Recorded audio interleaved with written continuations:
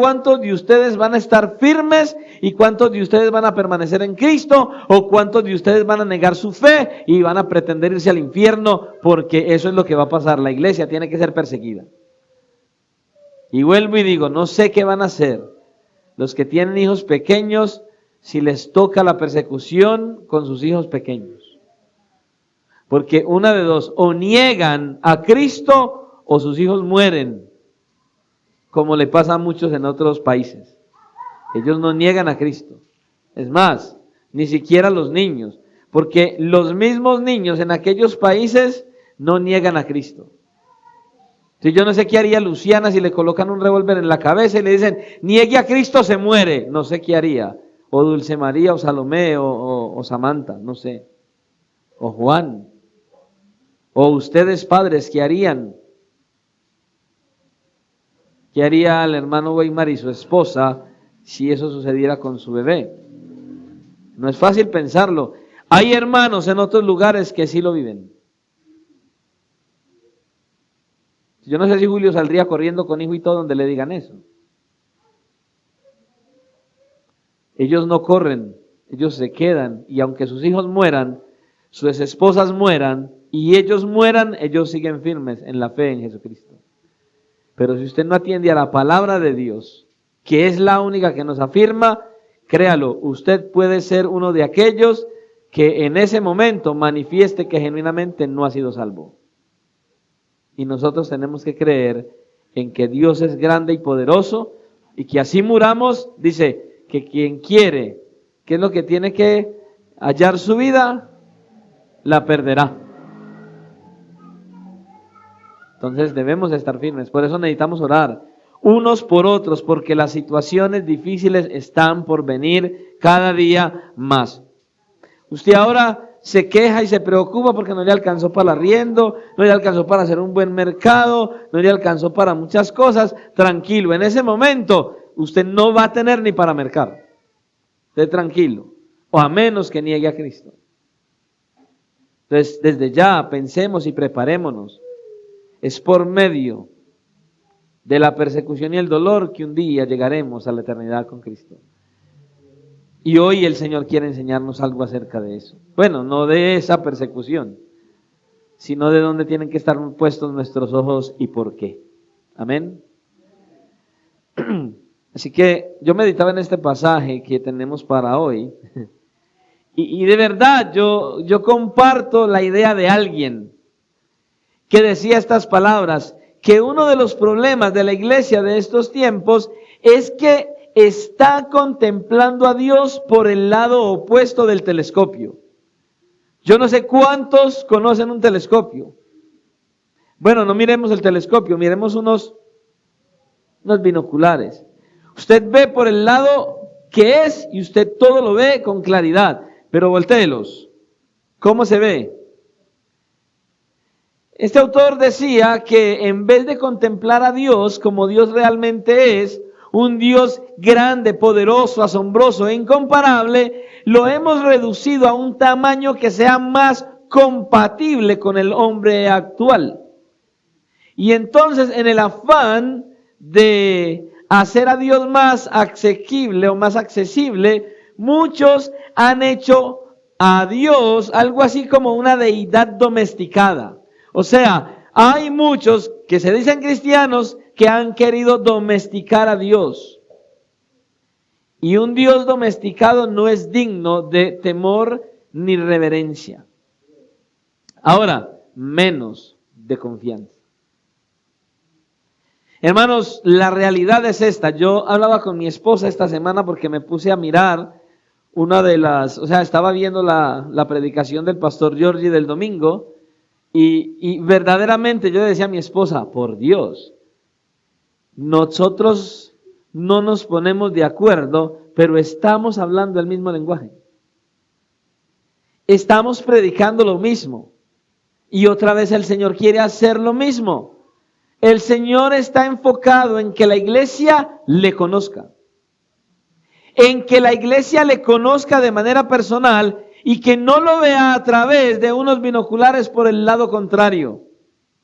Necesitamos como iglesia en el día de hoy entender, necesitamos conocer a Dios tal y como Dios es. Necesitamos tener una visión adecuada de Dios. No ese Dios de juguete, no ese Diosito, no ese papito al que queremos convencer con nuestras lágrimas que haga todo lo que nosotros queremos. Escucha, Dios no es un Dios domesticado. Dios es un Dios todopoderoso y soberano. Ese es el Dios de la Biblia. Él es todopoderoso, Él es soberano, inmenso, omnisciente, omnipresente, omnipotente. Él es un Dios justo, Él es un Dios grande, Él es un Dios maravilloso y todos los demás atributos que hacen que Dios sea Dios. No puedes domesticar a Dios, jamás. Pero hay muchos que quieren tener a Dios así. Por eso la iglesia hoy necesitamos recuperar la visión de quién es Dios verdaderamente. De quién es Dios verdaderamente. Porque de lo contrario, mis hermanos, no podremos apreciar en la dimensión apropiada su amor y su gracia, que está manifestada en la obra del Señor Jesucristo en la cruz del Calvario. Y mucho menos podremos confiar en Él. Y sobre todo, como les decía, en los momentos de dificultad, de persecución, de necesidad o de aflicciones. Si usted no conoce a Dios de manera personal, cuando venga el problema, usted se quiebra y se deshace. Cuando venga la persecución, usted va a huir y va a negar a Cristo. Si usted no tiene la visión apropiada de quién es el Dios de la Biblia, usted va a escapar y va a negar a Dios. Eso va a pasar. Y esa es una de esas lecciones que hoy vamos a aprender a través del pasaje del cual vamos a estar estudiando. Vaya conmigo al segundo libro de la Biblia, capítulo 3.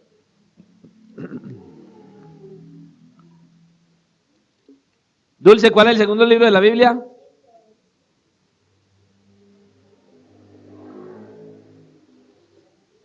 Éxodo capítulo 3, vamos a estar leyendo del versículo 1 en adelante, amén. Éxodo capítulo 3, del versículo 1 en adelante. Esta es una de esas historias que a mí me apasionan, en las cuales me monto en la película de una manera impresionante. Yo digo, Dios mío, yo quisiera haber estado ahí. Esto es algo impresionante. Y leemos la palabra del Señor en el nombre del Padre, del Hijo y bajo la dirección de su santo, glorioso y maravilloso Espíritu que está en la iglesia. Dios Padre, Hijo y Espíritu Santo sea toda la gloria. Y como iglesia decimos amén. Escucha cómo dice esta porción de la Escritura. Apacentando Moisés las ovejas de Jetro su suegro, sacerdote de Madián, llevó las ovejas a través del desierto y llegó hasta Horeb, monte de Dios. Y se le apareció el ángel del Señor en una llama de fuego en medio de una zarza. Y él miró y vio que la zarza ardía en fuego y la zarza no se consumía. Entonces Moisés dijo: iré yo ahora y veré esta grande visión. ¿Por qué causa la zarza no se quema? Viendo el Señor que él iba a ver, lo llamó Dios de en medio de la zarza y dijo: Moisés, Moisés. Y él respondió: heme aquí. Y dijo: no te acerques, quita tu calzado de tus pies, porque el lugar en que tú estás, tierra santa es. Y dijo: yo soy el Dios de tu padre, Dios de Abraham, Dios de Isaac y Dios de Jacob. Entonces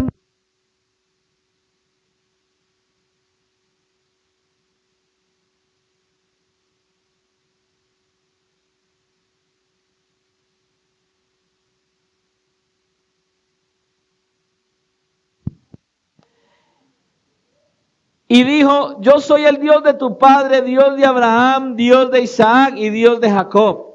Entonces Moisés cubrió su rostro porque tuvo miedo de mirar a Dios. Dijo luego el Señor: bien he visto la aflicción de mi pueblo que está en Egipto, y he oído su clamor a causa de sus extractores, pues he conocido sus angustias. Y he descendido para librarlos de mano de los egipcios y sacarlos de aquella tierra a una tierra buena y ancha, a tierra que fluye leche y miel, a los lugares del cananeo, del eteo, del amorreo, del fereceo, del heveo y del jebuseo. El clamor, pues, de los hijos de Israel ha venido delante de mí, y también he visto la opresión con que los egipcios los oprimen. Ven pronto, ahora, y te enviaré a Faraón para que saques de Egipto a mi pueblo, los hijos de Israel. Oremos. Padre, gracias por tu palabra una vez más, que traes para nuestro crecimiento, edificación y conocimiento del Dios vivo y verdadero. Por favor, Señor, te ruego que obres de una manera gloriosa en la vida de la iglesia. Las otras. Que obres en la iglesia, que nos des sabiduría, discernimiento, entendimiento. Rompe las cadenas, quita las vendas de los ojos. Obra en nuestras vidas con poder y autoridad y llénanos de tu gracia. Inúndanos, Señor y Dios, de sabiduría para tu gloria, para tu honra, para tu alabanza. Derrama sobre nosotros, Dios de los cielos, todo lo que necesitamos para verte tal y como eres. Y, Señor, que para que salgamos de este lugar con ese anhelo y ese deseo de vivir a la luz de lo que eres, Señor. Te lo pedimos hoy. Guíanos. Direcciónanos en el nombre de Cristo Jesús. Amén y amén. Aleluya. Pueden tomar asiento. Las negras. El mensaje que traemos en esta noche lleva como título Dios en la zarza ardiente. Cuando nosotros miramos este pasaje, nosotros vemos que en los 2 primeros capítulos del libro del Éxodo, vemos cómo se comprimen los primeros 80 años de Moisés. 2 capítulos, 80 años. En 2 capítulos. En los primeros 40 años Moisés es criado como el hijo de la hija del faraón, con todos los privilegios que eso demandaba. Moisés creció en una de las mejores familias de la tierra, con una de las familias más conocidas y grandiosas que había en aquella época. Hasta que llega un momento en que Moisés se convence que él probablemente sea aquel que estaba llamado para libertar a su pueblo de la esclavitud de Egipto. Ya muchos conocemos la historia. Llegó a cierto momento, Moisés está allí y sucede una situación, se presenta una situación y él se tiene que ir de allí. ¿Para dónde? No, necesito las pilas negras. Eso es todo. Por si hay derrumbe. Y Moisés tiene que huir de Egipto y él se interna en la tierra de Madián por otros 40 años. 40 años más. Y justamente al final de ese periodo, es donde ocurre este extraño suceso que nosotros vemos aquí. Ese encuentro personal que tiene Moisés, como dice, con el ángel del Señor. Que a medida que nosotros leemos la escritura o el mismo pasaje, nosotros podemos apreciar que se trata de Dios mismo. El ángel del Señor es Dios mismo. Aquí está identificado como Dios mismo. Dicen los primeros 3 versículos así. Apacentando Moisés las ovejas de Jetro, su suegro, sacerdote de Madián, llevó las ovejas a través del desierto y luego hasta Horeb, monte de Dios. Y se le apareció el ángel del Señor en una llama de fuego en medio de una zarza. Y él miró y vio que la zarza ardía en fuego y la zarza no se consumía. Entonces Moisés dijo: iré yo ahora y veré esta grande visión, ¿por qué causa la zarza no se quema? Bien. Ahora Moisés tiene 80 años. En esa época era distinta la situación, pero a pesar de que tiene 80 años, no creo que sea una edad muy apropiada para comenzar a hacer una revolución e ir a una guerra. No creo que hubiera sido tampoco tan sano. Sin embargo, ahí está este hombre pastoreando las ovejas de su suegro, cuando se encuentra con algo claramente sobrenatural. No era natural. Era algo sobrenatural, una zarza que estaba encendida en fuego, pero que no se consumía, no se acababa, no se apagaba. Solo imagínenselo. Yo no sé si Samantha puede pensar en eso. Imagínese, Samantha, un árbol seco, encendido en fuego y que el árbol no se quema. O sea, está prendido, pero no se consume. Normalmente cuando nosotros colocamos la madera en el fuego, ¿qué sucede con esa madera? Empieza a quemarse, se convierte en carbón y empieza a deshacerse. Aquí no, aquí estamos viendo, escuche, aquí estamos viendo un árbol, una zarza que está encendida en fuego, pero que permanece intacta. Tremenda visión. Está ahí. Por eso le digo, yo solo leo el texto y me teletransporto y me coloco en los ojos de Moisés, observando esa zarza encendida y que veo que está intacta. Por Dios, eso es algo sobrenatural. Y Moisés, yo creo que Moisés, yo me parezco en algo a Moisés. Él fue curioso y él quiso ir a mirar qué fue eso. Yo hubiera ido también. Sin ovejas, yo salgo a la carrera. Pregúntele a Edwin dónde están las pilas, están en el micrófono azul.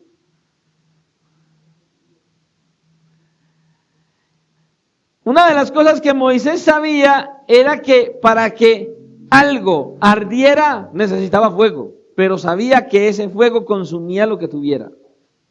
Pero ahora vemos la zarza ardiendo y la zarza no dependía del árbol para arder. Lo que nosotros estamos viendo es algo sobrenatural. Estamos viendo un árbol encendido, escucha, pero no con un fuego donde dependa de la zarza, sino donde el fuego es fuego de Dios mismo. Es un fuego puro, un fuego que no es terrenal, no es que cogieron y le echaron un líquido e hicieron todo lo necesario para encender el fuego. No. Esto es fuego de Dios, la presencia misma de Dios encendida en un fuego que no era terrenal. Porque la zarza no se consumía. Impresionante cómo Dios aparece a este hombre ahí, en esta zarza. Escucha, Dios no necesita de nada ni de nadie para encender un fuego.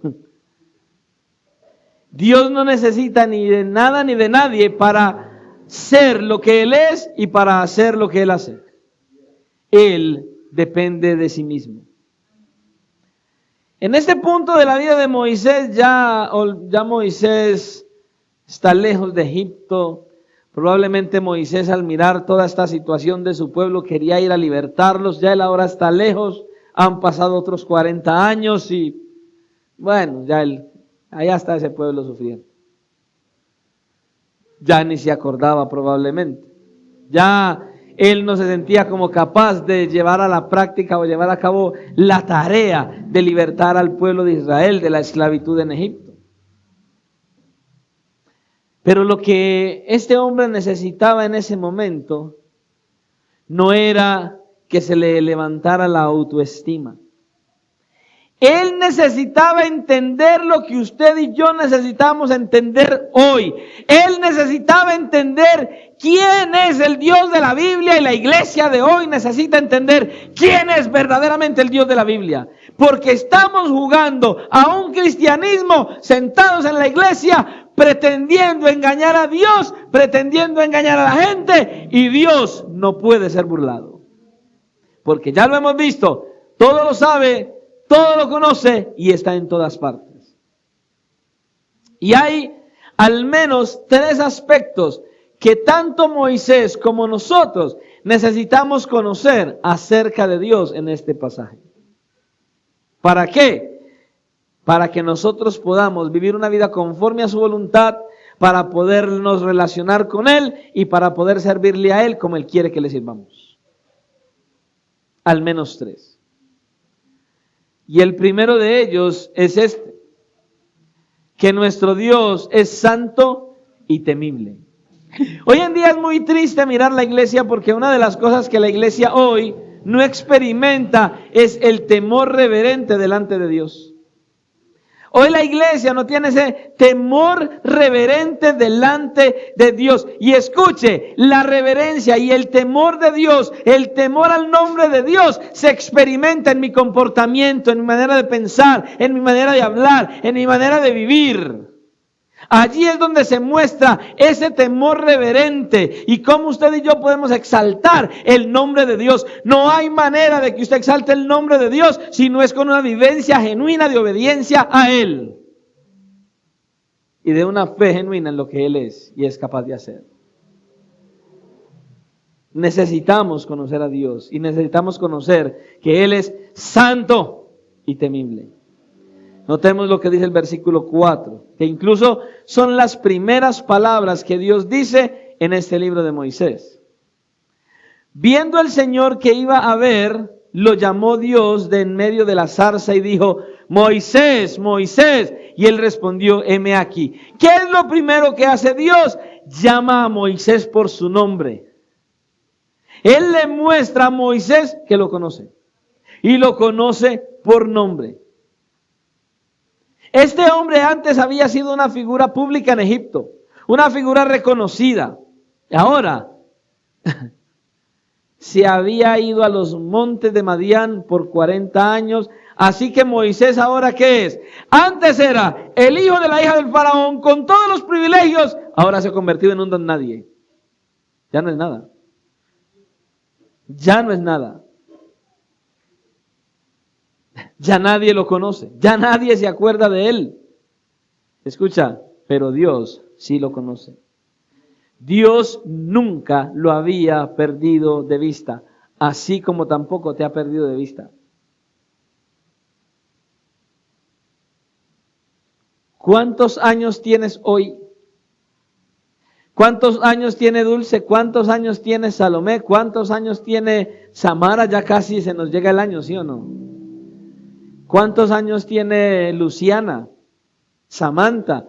Todo este tiempo Él te conoce y te llama por su nombre, por tu nombre. Él conoce todo absolutamente de nosotros y desde antes de nuestro nacimiento hasta el día de hoy ha estado atento de todos y cada uno de nosotros, de lo que hacemos, de lo que pensamos, de lo que decimos, de donde quiera que vamos. Dios está atento a nosotros. No nos ha perdido de vista. Puede que seamos desconocidos para mucha gente en este mundo, pero no para Dios. Para Dios somos conocidos. Dios nos conoce. Así como conocía a Moisés. Y Él ahora lo va a llamar.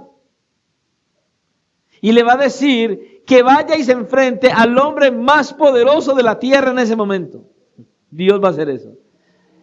Y le va a dar una tarea, que vaya y libere al pueblo de Israel de la esclavitud. Así es. Pero antes de que Dios haga eso y lo envíe, Moisés necesitaba conocer quién era el Dios que lo estaba llamando.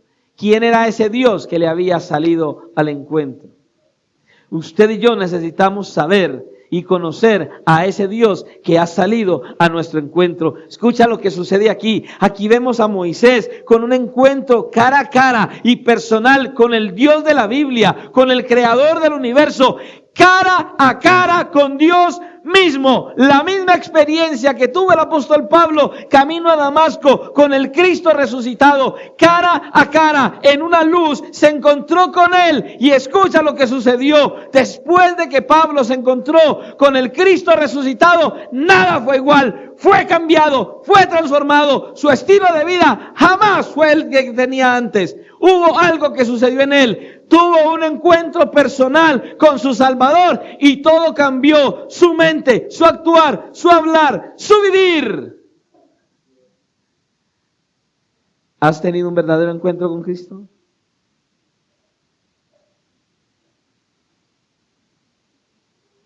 ¿Has tenido un verdadero encuentro con Cristo? ¿Acaso el apóstol Pablo era diferente a nosotros? ¿Acaso el apóstol Pablo tenía algo distinto a nosotros?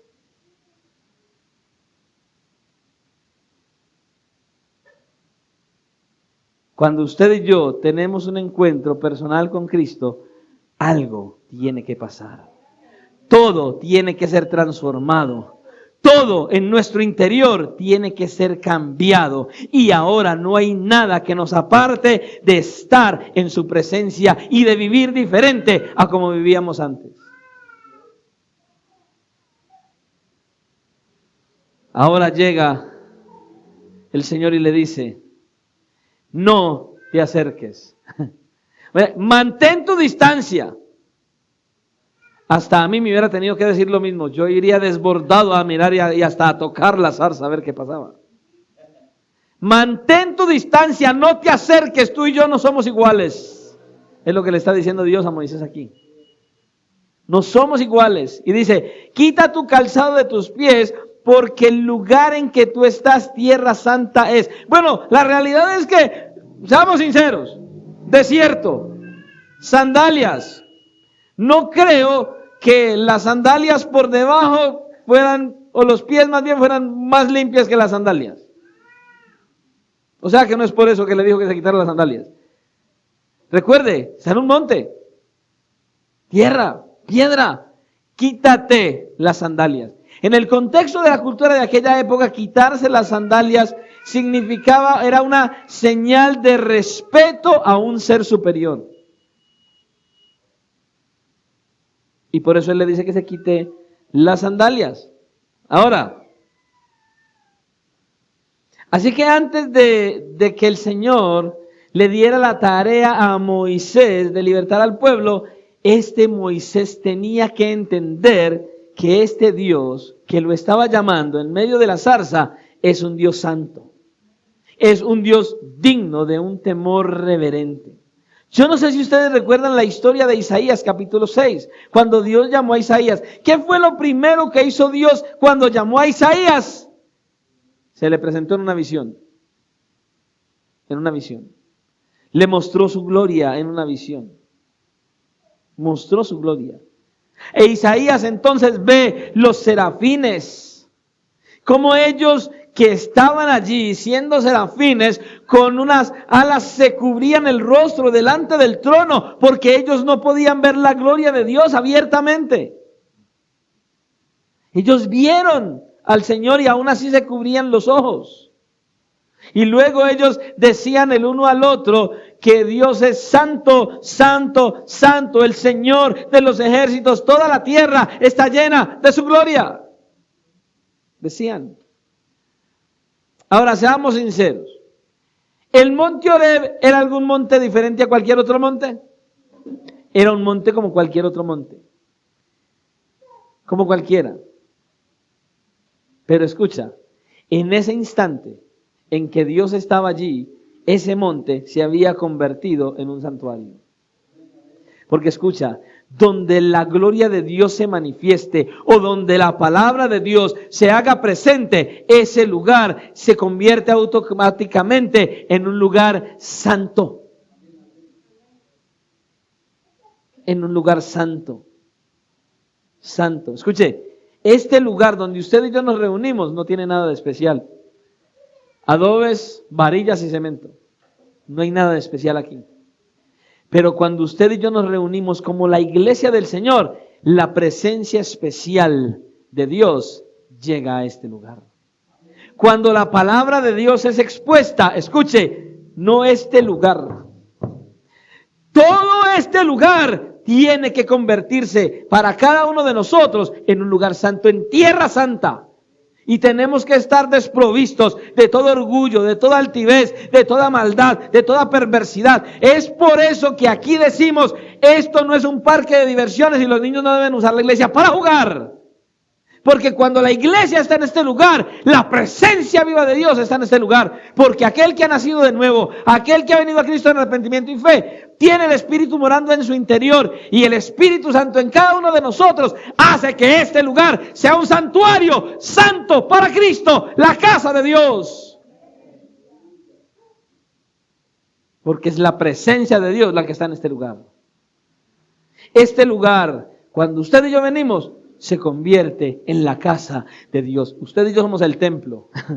Y cuando nos reunimos, este lugar se convierte justo en la casa de Dios. Porque la presencia de Dios está aquí. Y así como en ese monte Dios dijo, la tierra que pisas, tierra santa es. Este lugar que estás pisando es un lugar santo porque la presencia del Dios vivo está en este lugar. Porque aquí se predica la palabra del Dios vivo y no un libro de pistoleros. Es así. De hecho, cuando usted y yo miramos al apóstol Pablo refiriéndose a la iglesia, Pablo llama a la iglesia, dice, la iglesia del Dios viviente, dice, la casa de Dios, columna y baluarte de la verdad. La iglesia es la casa de Dios. Así es. De ese mismo Dios que se encontró con Moisés en el monte Horeb. Es así. Ahora, es verdad que nosotros tenemos un acceso a Dios que ningún creyente del Antiguo Testamento pensó tener. Nosotros tenemos más privilegio que todos aquellos que vivieron en el Antiguo Testamento. Usted y yo. En Hebreos capítulo 10, versículo 19, el autor nos exhorta a acercarnos a Dios por medio del camino nuevo y vivo que Cristo abrió para nosotros por medio de del velo de su carne. Pero por eso, por lo que Él hizo, y no solo por eso, y eso que Él hizo, escucha, no hizo que se perdiera ni una sola pizca de la gloria de Dios. El que usted y yo podamos entrar al lugar santísimo, a la presencia misma de Dios, hoy no hace que la gloria de Dios se haya perdido ni una pizca siquiera. Al contrario, Él es aún más glorioso por permitirnos presentarnos delante de Él. Y ahora el mismo autor de Hebreos que nos recuerda en el capítulo 12 que nosotros debemos servir a Dios agradándole con temor y con reverencia, nos dice que lo debemos hacer porque nuestro Dios es fuego consumidor. ¿Puedes ver ahí al Dios de la zarza en Hebreos? Él es Dios que es fuego consumidor. Ese es el Dios de la Biblia, hermano. Usted y yo como cristianos debemos adorar a Dios en medio de la tensión. Pastor, de la tensión, sí. Yo no sé usted, pero mucha gente todavía no visualiza que cuando adora a Dios, ¿a quién está adorando? Y cuando hablo de adoración no estoy diciéndole a usted que piense en los cantos en el culto. Estoy hablando de su estilo de vida, que tu estilo de vida y el mío tiene que ser un estilo de vida de adoración a Dios continuo. Abraham mismo es un ejemplo de adoración continua. Cuando Dios le pide a su hijo Isaac, ¿qué hizo él? ¿Renegó? No, él se fue y lo entregó. Dios era.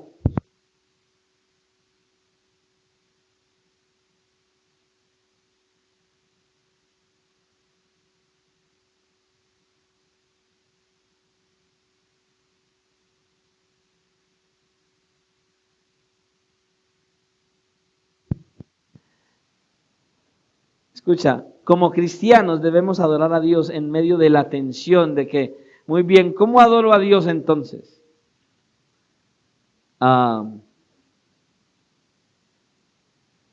Solamente postrado y ya, y no me atrevo ni a mirarlo porque Él es santo y sublime. O lo puedo adorar con gozo y con alegría y festejando a diario porque Él es mi Dios. ¿Qué hago ahí? ¿Cómo debo adorar a Dios? Bueno, a la luz de la Escritura, Dios es santo, Dios es sublime. pero dice que Dios se goza en la alabanza de su pueblo. O sea que usted y yo como cristianos debemos adorar a Dios en la plenitud de su santidad con un gozo sublime. Ambas cosas a la vez. No debemos pretender vivir una vida. ¿Se acuerda? Estábamos hablando de la omnisciencia y la omnipresencia de Dios. Entonces eso no significa que usted y yo entonces debemos andar por la calle porque entonces Dios sabe todo lo que pienso y Dios conoce todo lo que hago porque está en todo lugar donde yo estoy, muerto del miedo. No, es una gran bendición que Dios sepa todo de mí y que esté en todas partes. Porque es de la manera que Él me conoce y me ayuda a seguir caminando y como Él me libra de muchas cosas porque está donde yo estoy. Escucha, no podemos adorar a Dios como Él debe ser adorado si no lo vemos como Él es. Si no conocemos a Dios tal y como Él es, no podemos adorarlo como Él debe ser adorado. Incluso no podemos confiar en Dios si no conocemos a Dios. Es imposible, hermano. Si no sabes que Dios es un Dios confiable, no puedes entonces confiar en Él porque no lo ves como Él es. Necesitamos conocer a Dios. Escucha, nuestro Dios es un Dios santo, soberano. Por eso Isaías nos enseña tanto acerca de Dios. Y Dios mismo se pregunta en Isaías, ¿con qué me van a comparar a mí? ¿A qué me haréis semejante? Dice el Señor. Ahí está el problema de la idolatría. Escucha, la idolatría, sea lo que sea, rebaja a Dios a una simple estatua de madera, o a un hombre, a una mujer, a un empleo, a cualquier cosa. Rebajan a Dios. Dios no puede ser representado por nada. Absolutamente por nada. Porque no hay absolutamente nada en todo el universo que pueda representar adecuadamente a Dios. No hay nada que se le parezca. No hay una sola imagen que podamos hacer que digamos, mire, este es Dios. Ni una sola. Dios es santo y nada se compara con Él. Él es el Dios incomparable. Y nosotros necesitamos acercarnos a Él con temor reverente. Justamente por eso. Y con confianza al mismo tiempo, porque Él también es confiable. Pero también aprendemos entonces de este pasaje que ese Dios santo y temible es al mismo tiempo el Dios del pacto. Hermano, esto es algo que debería estar en nuestra mente constantemente. Escucha, dice Dios a Moisés en el versículo 6. Dice, y dijo, Dios habló a Moisés. No te acerques, quita las sandalias de tus pies, porque la tierra que pisas santa es. Y no solo le dijo eso, sino que al mismo tiempo le dice, yo soy el Dios de tu padre, Dios de Abraham, Dios de Isaac y Dios de Jacob. Entonces Moisés cubrió su rostro porque tuvo miedo de mirar a Dios. La misma imagen, la misma escena de Isaías.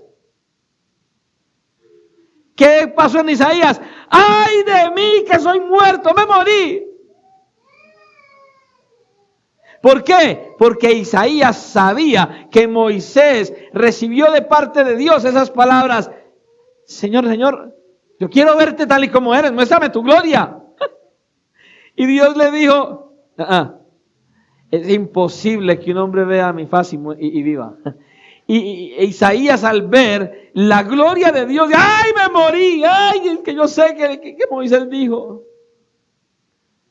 Pero aquí a Moisés nadie le había dicho nada. Y Moisés mismo cubrió su rostro para no mirar a Dios. Tuvo miedo de mirar a Dios. ¿Sabe?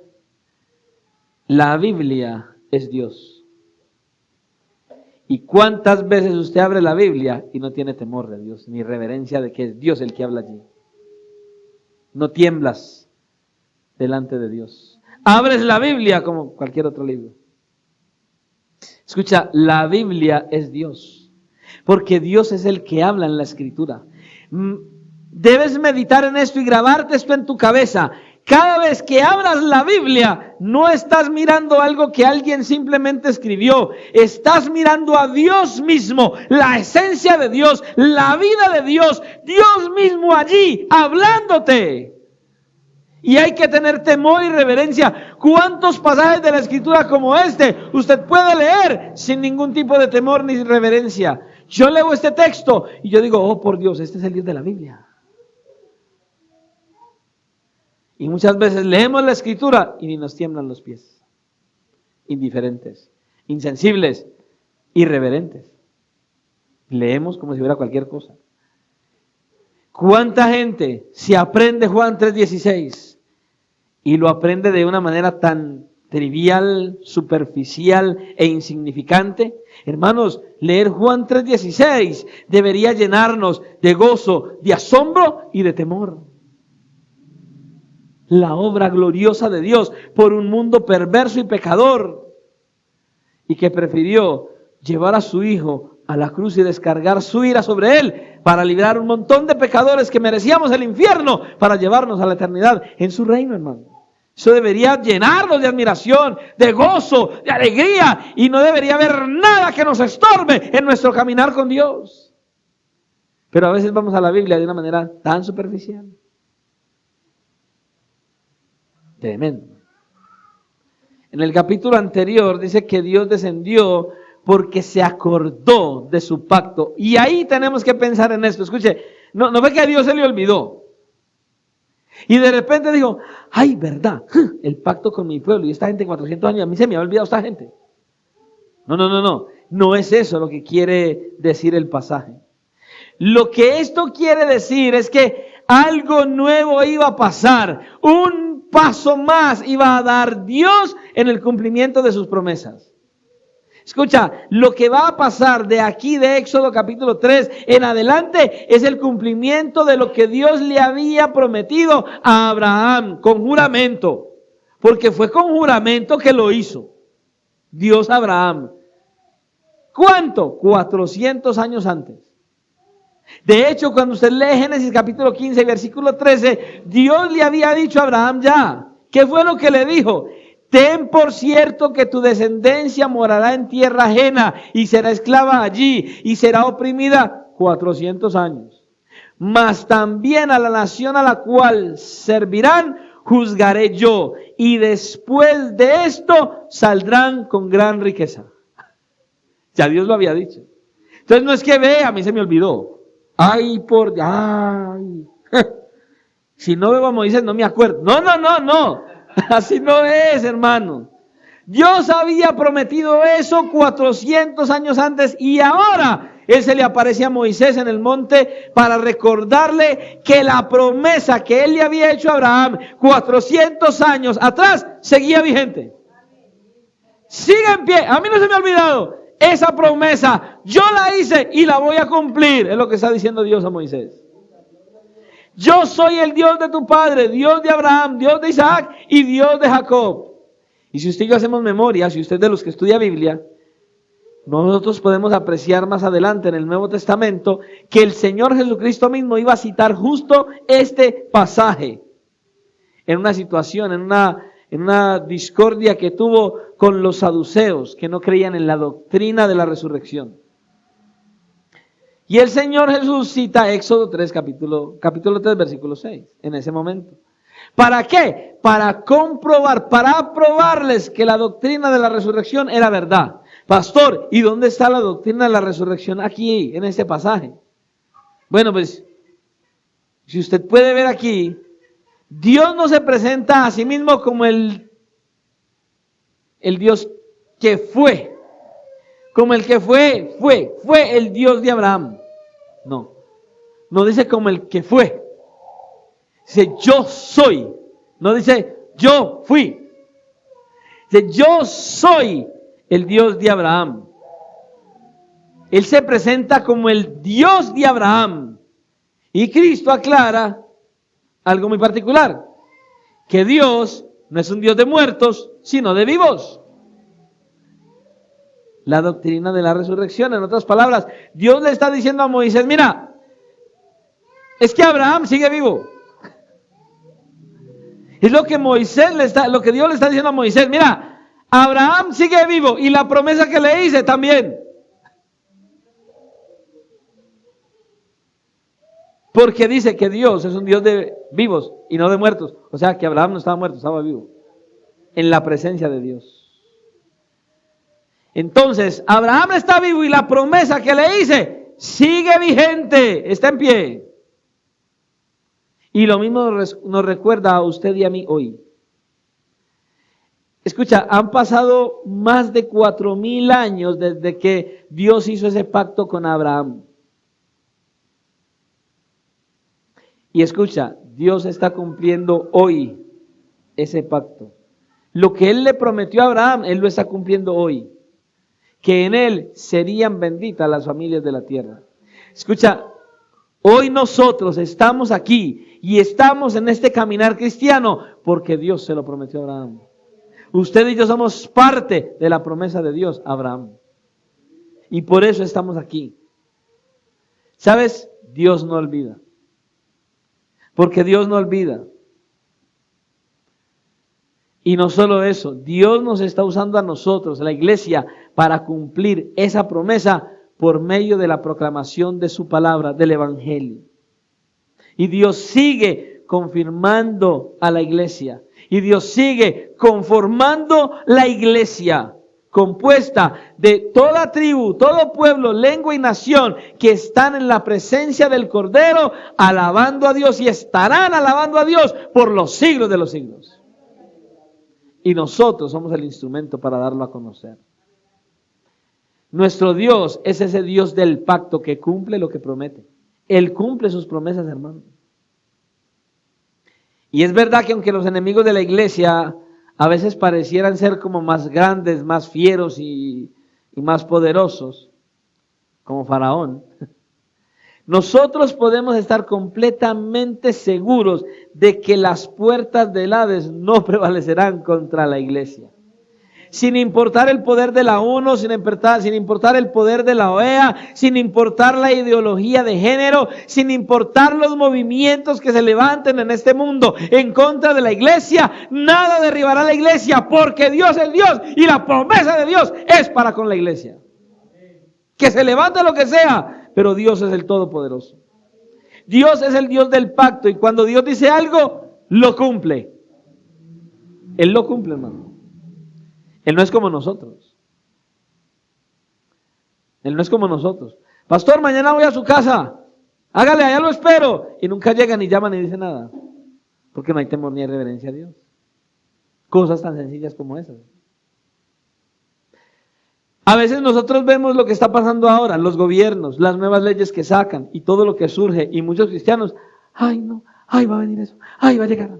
Eso tiene que pasar.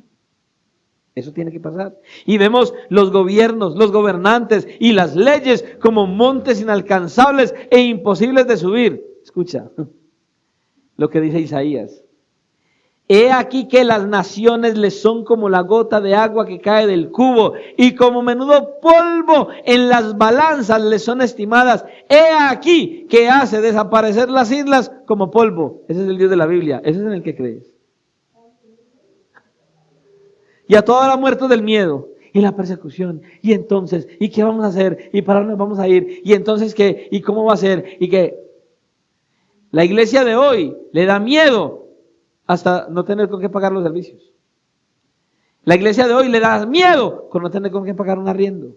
La iglesia de hoy ve que le faltan 3 libras de arroz y ya están muertos del miedo y mirando a ver, trabajar más, esforzarse más y buscar más y buscar primeramente el reino de Dios y su justicia, dice. Confía en tu Dios que es tu Padre y Él te sostiene. Ahora, no es para que usted vaya a su casa, se acueste, cuelgue los pies y diga, bueno, que Dios me mantenga aquí. No, así no funciona.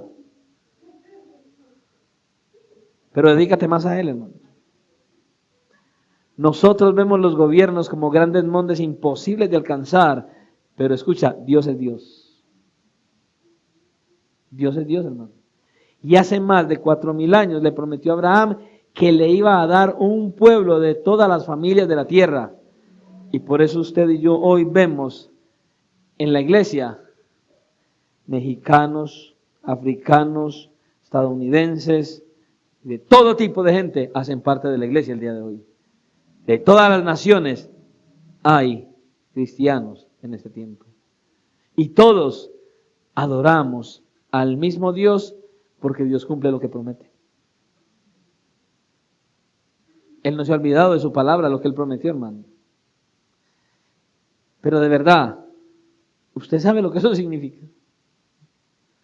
Usted verdaderamente puede meditar conscientemente qué significa que este sea tu Dios.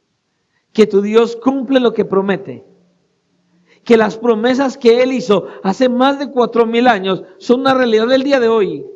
A veces nosotros vivimos en la iglesia como por inercia. Solo estamos ahí, pero no entendemos lo que verdaderamente significa que Dios haya dicho en su palabra que Él cumple lo que promete.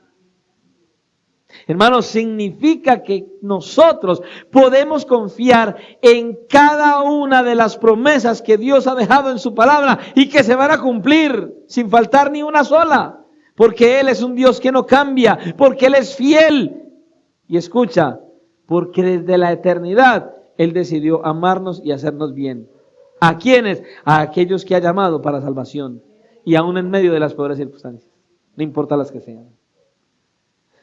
Escucha, cuando leas Romanos capítulo 8, versículo 28, y sabemos que a los que aman a Dios todas las cosas les ayudan a bien. Esto es, a los que conforme a su propósito son llamados, mi hermano, léelo como si esa promesa te lo hubieran acabado de hacer hoy. Es promesa de Dios. Escucha, la Biblia no es un museo de todo lo que Dios hizo en el pasado. No, la Biblia son las promesas que se cumplen en todos los presentes en esta vida y en esta tierra. Plenamente. Plenamente. Esta es la palabra viva de Dios, hermano. Y es una palabra que se aplica para el presente siempre. Porque nuestro Dios es un Dios que vive en el presente. No en el pasado. Dios vive en un presente continuo. Y en tercer lugar, hermanos, vemos la otra enseñanza de este pasaje. Lo que aprendemos es que Dios es santo y temible, que al mismo tiempo ha hecho un pacto con su pueblo y cumple lo que promete. Y en tercer lugar, que Dios es un Dios cercano y compasivo. Y redentor. Versículo 7. Dijo luego el Señor: bien he visto la aflicción de mi pueblo que está en Egipto, y he oído su clamor a causa de sus exactores, pues he conocido sus angustias, y he descendido para librarlos de mano de los egipcios y sacarlos de aquella tierra a una tierra buena y ancha, a tierra que fluye leche y miel, a los lugares del cananeo, del eteo, del amorreo, del fereceo, del heveo y del jebuseo. El clamor, pues, de los hijos de Israel ha venido delante de mí, y también he visto la opresión con que los egipcios los oprimen. Tremendo. Yo no sé si usted al leer este pasaje se ha dado cuenta de las frases que aparecen en estos versículos del 7 al 9. Preste atención, las frases que él dice aquí. He visto la aflicción, he oído, he conocido su angustia, he visto la opresión. ¿Sabe qué? En pocas palabras, yo he estado ahí en todo momento. Yo sé lo que le pasa a mi pueblo.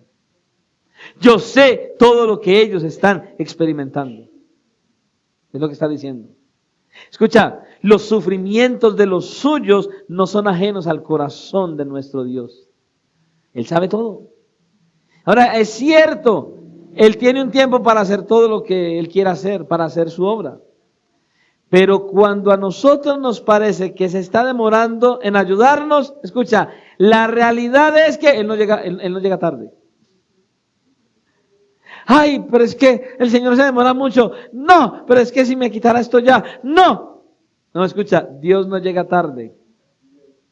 Lo que pasa es que Dios está esperando el momento más adecuado para glorificar su nombre más ampliamente y para bendecirnos más ampliamente.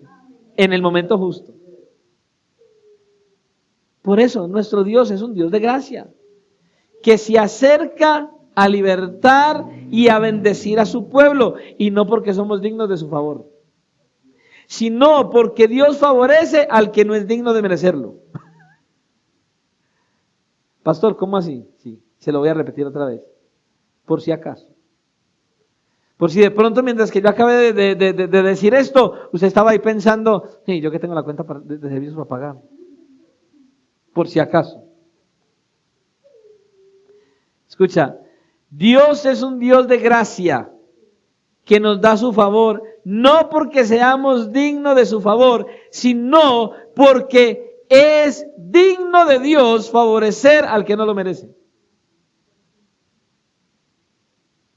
Usted y yo no merecemos nada. Usted y yo no merecemos nada. Pero Dios nos da todo. Aunque no lo merezcamos. ¿Sabes por qué? Porque Cristo pagó en la cruz. En nuestro lugar.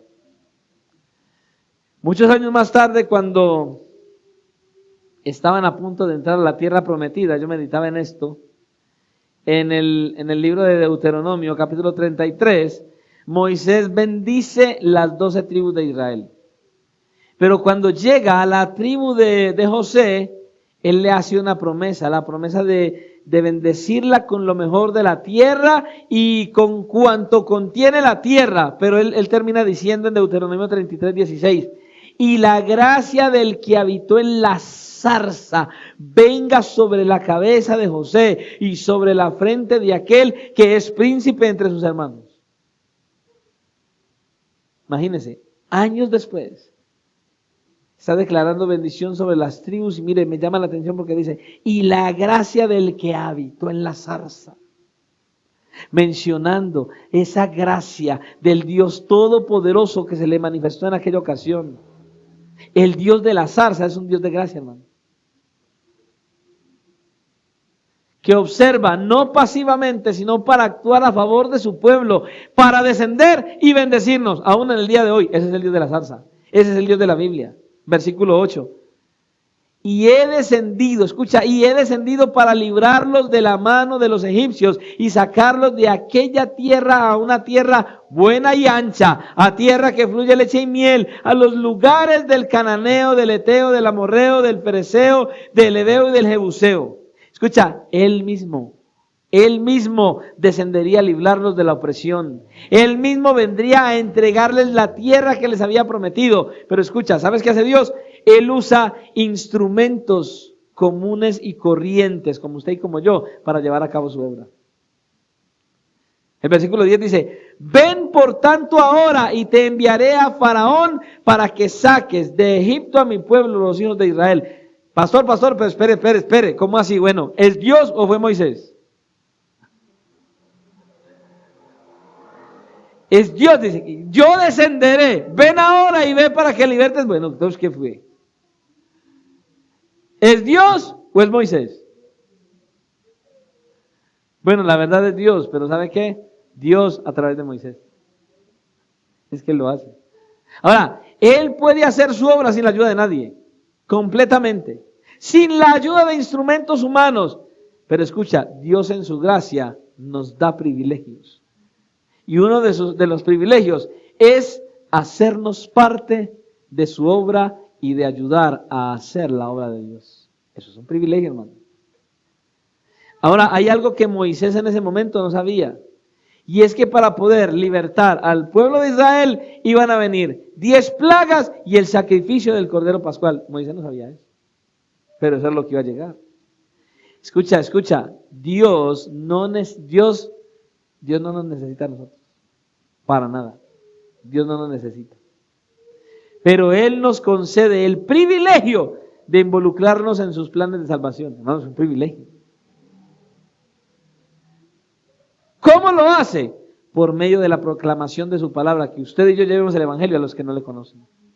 Y Él dice que Él promete estar con nosotros en el desempeño de nuestra labor. Voy a estar con ustedes todos los días, hasta el fin del mundo, mientras que ustedes van y hacen mi obra. Escucha, ¿quién la hace? ¿Él o nosotros? Él a través de nosotros, que es la iglesia.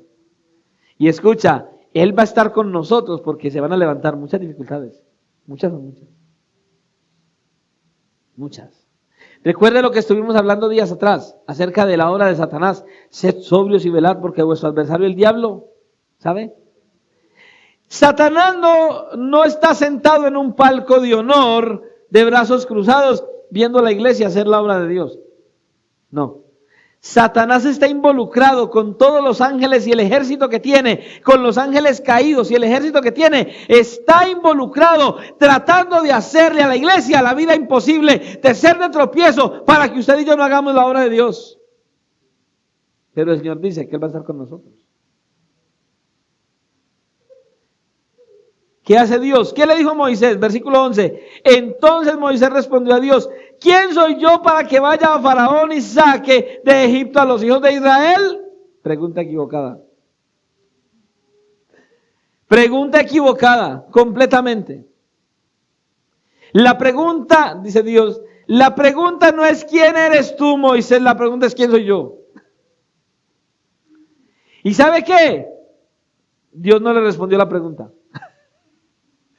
A Dios no le interesó responderle la pregunta a Moisés. ¿Sabe qué hizo Moisés? Dice, y él le respondió: ve, porque yo estaré contigo, y esto te será por señal de que yo te he enviado. Cuando hayas sacado de Egipto al pueblo, serviréis a Dios sobre este monte. Mira, Moisés, aquí no importa quién eres tú, aquí lo que importa es quién soy yo. Hermano, aquí no importa lo que usted y yo hagamos, aquí lo que importa es lo que Dios hace a través de nosotros. Y veremos su obra. Ahora, en este mundo, usted puede ver gente rica, personajes famosos, gente muy adinerada.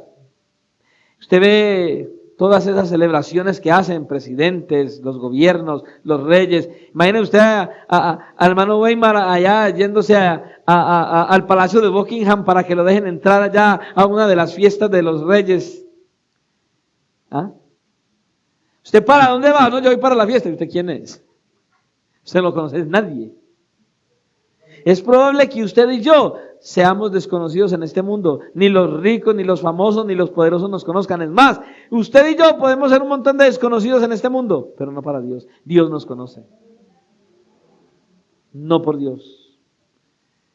Cualquiera de nosotros quisiera entrar a una celebración de esta gente y no va a poder entrar. Pero ¿sabe qué? Usted y yo tenemos libertad de entrar en el lugar más glorioso que existe. Escucha, en el palacio de Dios, delante del trono de Dios, libremente, 24 horas al día, y Él nos recibe, Él nos acepta, porque Él nos conoce. Aunque aquí en la tierra no nos dejen entrar a muchas partes. Y nos conoce, ¿sabe por qué? Por la obra que hizo Cristo en la cruz del Calvario en nuestro favor. Dios mismo nos conoce. Cuando Cristo, escucha, cuando Cristo, que es nuestra vida, se manifieste, todo el mundo va a quedar boquiabierto. Porque cuando Cristo se manifieste, seremos manifestados en su gloria. Y todos aquellos que nunca nos conocieron, nos van a conocer, hermano. Porque nosotros seremos manifestados con Él en gloria. Hermano, yo no sé qué piense usted, pero para mí eso es glorioso. Y aunque la experiencia de Moisés es irrepetible, el Señor ahí en la zarza y Moisés viéndolo allí, el Dios que nos llamó a seguirle y a servirle, siendo el mismo Dios de la zarza, es ese Dios que es grande, sublime, maravilloso, poderoso, majestuoso e incomparable. Es el mismo que nos está llamando a nosotros. Y al mismo tiempo, es el Dios del pacto. Es el Dios que cumple sus promesas. Es un Dios cercano, compasivo y salvador, que vino al mundo en la persona de su Hijo y habitó entre nosotros para llevar nuestra culpa, para llevar nuestra vergüenza en la cruz del Calvario. Dice, Dios estaba en Cristo reconciliando consigo al mundo, no tomándoles en cuenta a los hombres sus pecados, y nos encargó a nosotros la palabra de la reconciliación, lo que estamos haciendo hoy aquí, exponiendo la palabra en este culto. Escuché las palabras de un pastor y él decía esto, y yo decía, uy, Señor, qué glorioso es esto. El éxodo que Dios llevó a cabo, escucha, el éxodo del libro del Éxodo no es más que una sombra del verdadero éxodo. ¿Sabe qué significa la palabra éxodo? Salida, libertad. El éxodo que Dios llevó a cabo en Cristo ha sido solo por gracia, solo por medio de la fe, para sacarnos a nosotros de la esclavitud del pecado en el que estábamos sumergidos.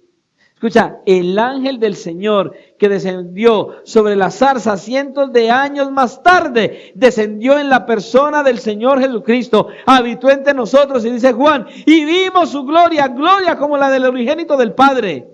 El Dios ilimitado se hizo cercano para reconciliarnos con Él mismo y tener comunión con Él. Es el Dios de la Biblia, hermano.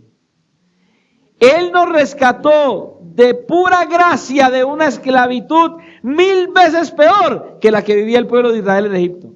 La esclavitud suya y mía era peor que la esclavitud del pueblo de Egipto, del pueblo de Israel, perdón, en Egipto, en las manos del faraón.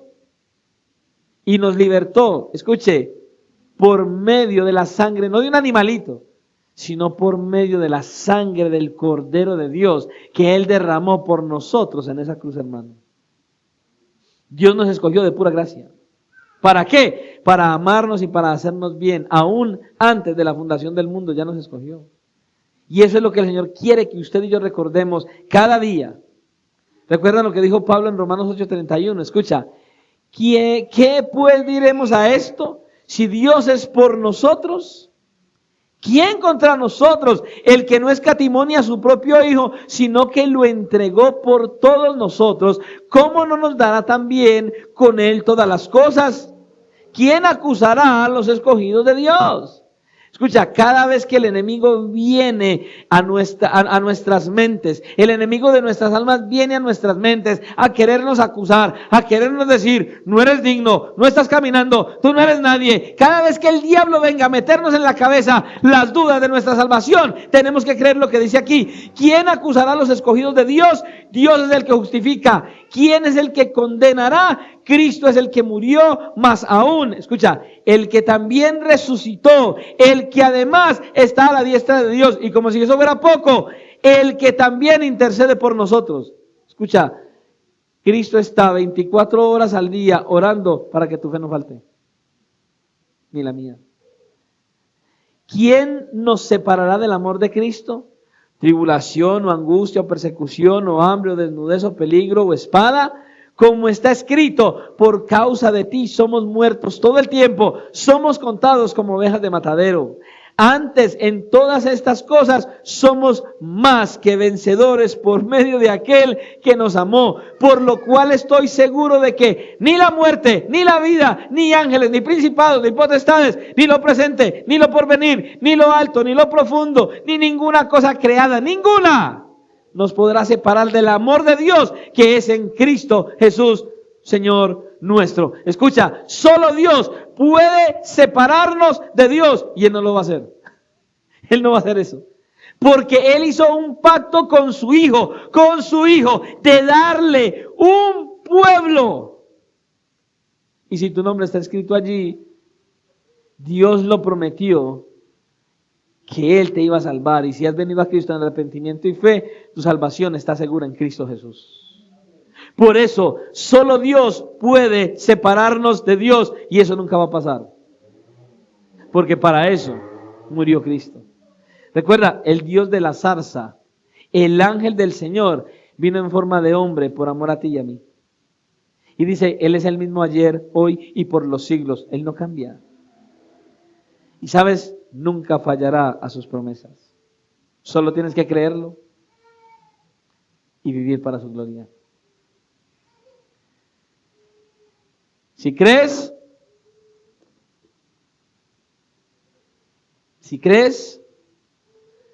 todo es posible. Si crees, todo es posible. Y si crees, tienes que ser otro, cambiado, transformado, renovado. Y entonces, si cambias, vives. Si no, mueres. Si no tienes un verdadero encuentro con Cristo, no puedes ser transformado. Y si no tienes un verdadero encuentro con Cristo y no eres transformado, no estarás en su gloria. Pero si estás aquí, es porque Dios te trajo con un plan y un propósito. Y es lo que debes creer. Y cuando Satanás venga con sus mentiras, Tienes que levantarte en el poder del Espíritu Santo y declarar las promesas de Cristo y creerlas en tu corazón y vivir para la gloria de su nombre. Oremos. Padre, te damos honra, gloria, honor y exaltación y te damos gracias por tu fidelidad y tu misericordia. Te rogamos que nos ayudes, Señor, a creer en tu palabra, a creer en tus promesas, a creerte a ti, Señor, y a creer que verdaderamente tú nos conoces. Así llamaste a Moisés por su nombre, nos conoces a cada uno de nosotros, porque por nombre nos has llamado. Nuestros nombres, Señor, están escritos en el libro de la vida, si hemos venido a Cristo en arrepentimiento y fe. Ayúdanos, Señor, a creerlo. No dejemos, Dios mío, que nosotros no nos dejemos inundar por las mentiras del diablo, por las mentiras de la carne, que nosotros tengamos fe plena de que tu presencia está en nosotros, de que tú nos has llamado, que nos has escogido para salvación y que podemos confiar plenamente en tus promesas y que no hay nada que nos pueda separar de ti. Ayúdanos a confiar, ayúdanos a creer, ayúdanos a vivir para ti, para tu gloria, ayúdanos a acercarnos más a ti porque tu palabra nos está enseñando que tú eres un Dios santo y temible, que tú eres el Dios del pacto, que cumples tus promesas y que tú eres un Dios cercano, que has descendido para salvarnos. Ayúdanos a creerlo y a vivir nuestra vida confiando en ese Dios glorioso y maravilloso que se levantó en medio de esa zarza ardiente y que ese mismo fue el que descendió en el cuerpo de un hombre para venir a tomar nuestro lugar, resucitar al tercer día y darnos vida y vida en abundancia.